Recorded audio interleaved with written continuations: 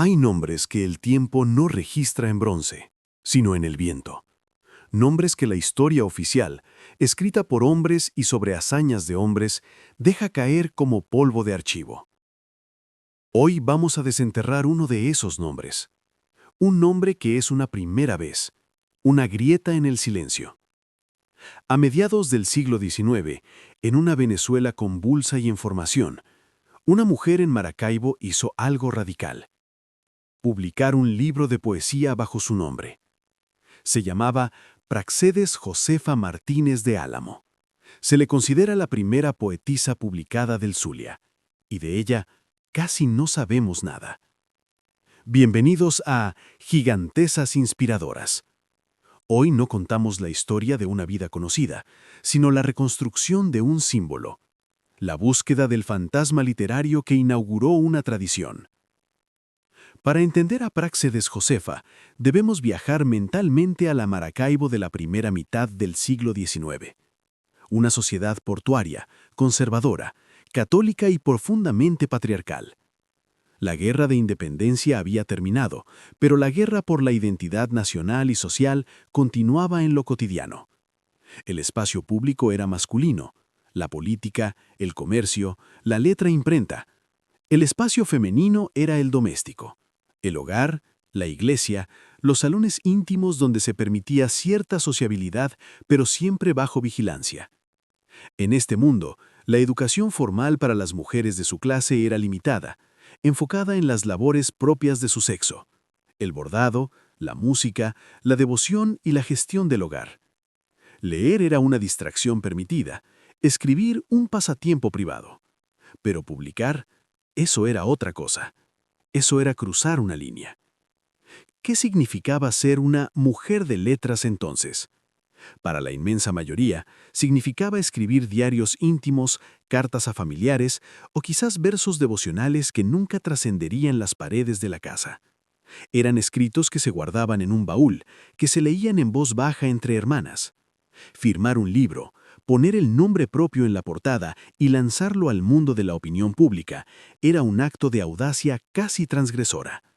Implicaba reclamar un espacio intelectual que no estaba designado para ella, asumirse como creadora con algo que decir a la comunidad, a la patria, a la posteridad. Era afirmar: yo existo y mi pensamiento merece ser impreso. Y eso es precisamente lo que ella hizo. En 1854, en la imprenta de Espinal en Maracaibo, aparece este volumen: Poesías de la señorita doña Praxedes Josefa Martínez de Álamo. El título es toda una declaración. Señorita. No es una señora mayor que escribe por distracción, es una mujer joven, quizás soltera, que se presenta al mundo, de entrada, como poeta. Ese libro es nuestro único faro en la niebla de su biografía. Es el objeto que sobrevivió para testimoniar que ella estuvo aquí. Los datos biográficos son escasísimos. Nació en Maracaibo, probablemente en el seno de una familia de cierta posición. Murió también en 1854. Este detalle es crucial. Algunas fuentes sugieren que el libro se publicó póstumamente. Esta posibilidad añade un matiz trágico y potentemente simbólico.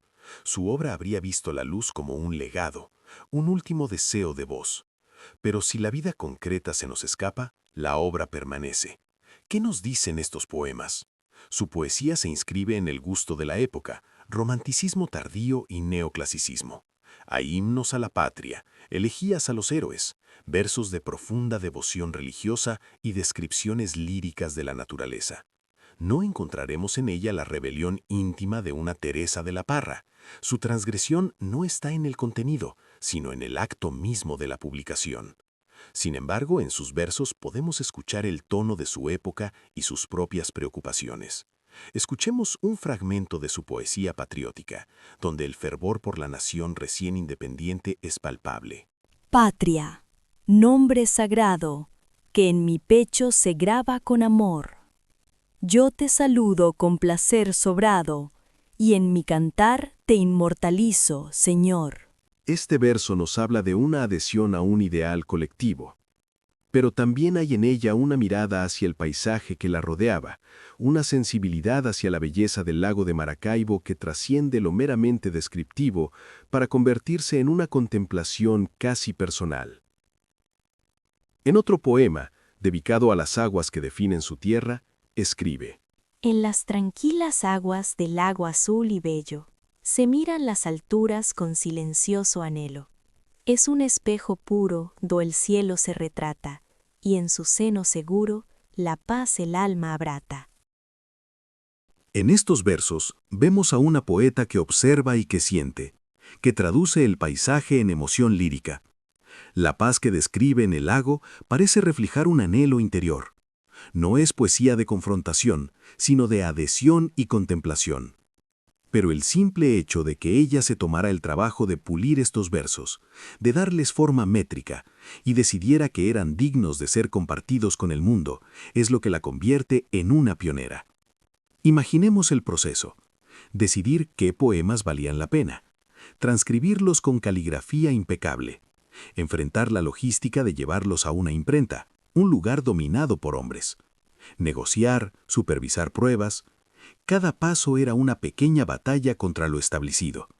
Es un acto de voluntad férrea y de una conciencia autoral muy clara. Ella escribió porque tenía algo que decir y creyó que merecía ser escuchada. Y después del acto valiente, ¿qué? En gran medida, el silencio. Su libro no desató un movimiento literario inmediato. Durante décadas, su nombre quedó como una nota a pie de página. La historia literaria siguió escribiéndose, centrada en figuras masculinas. Praxedes Josefa se convirtió en un fantasma fundacional, una presencia que se sabía que había estado allí, pero sin rostro. Esto nos lleva a preguntas esenciales. ¿Cuántas otras Praxedes Josefa hubo? ¿Cuántas mujeres escribieron, crearon, y cuyas obras se perdieron porque no tuvieron los medios, el apoyo o la osadía para publicar? Su figura solitaria representa a todas las voces femeninas ahogadas por el ruido de la historia oficial. Ella es la que logró, al menos, dejar una huella física. Honrar a Praxedes Josefa hoy es honrar ese coraje anónimo. Es reconocer que la tradición literaria femenina venezolana no nace de la nada en el siglo XX. Tiene una precursora, que desde el rigor formal de su tiempo rompió el hielo. Su acto fue como lanzar una piedra a las aguas tranquilas. Las ondas pueden no haber sido visibles de inmediato, pero el punto de impacto quedó registrado. El rescate de su memoria es reciente, fruto del trabajo de investigadoras feministas y estudiosas de la literatura regional. Ya no es solo un nombre, es un símbolo de origen. La primera piedra de un edificio que luego construirían otras. Su legado no es una estética que se imita, sino un precedente vital. Le demostró a las mujeres que vinieron después que era posible, que una voz femenina podía ocupar el espacio de lo público impreso. Por eso, en el árbol genealógico de las gigantesas inspiradoras zulianas, ella es la raíz oculta. Sin la audaz Señorita de 1854, el camino para la transgresión de una María Calcaño o la crudeza de una Milló Vestrini habría sido aún más escarpado. Ella no abrió la puerta de par en par, pero descubrió la cerradura y tuvo la llave para tocarla. ¿Conocías la figura de Praxedes Josefa?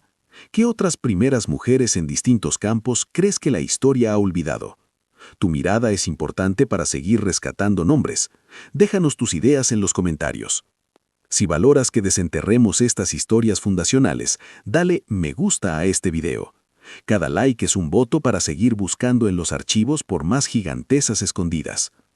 Comparte este video con quienes aman la historia, la literatura y la justicia con la memoria. Para no perderte el rescate de ninguna otra pionera, suscríbete a Gigantesas Inspiradoras y activa la campanita. Nuestra misión es darle rostro y voz a quienes el tiempo quiso dejar en la penumbra.